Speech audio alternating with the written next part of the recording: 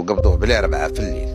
شويه نقول لك بالك نقول لك العشرة تاع الليل كانوا هو كارين تما دار مع خوه والاخر صدموا ليه للدار الدعوه.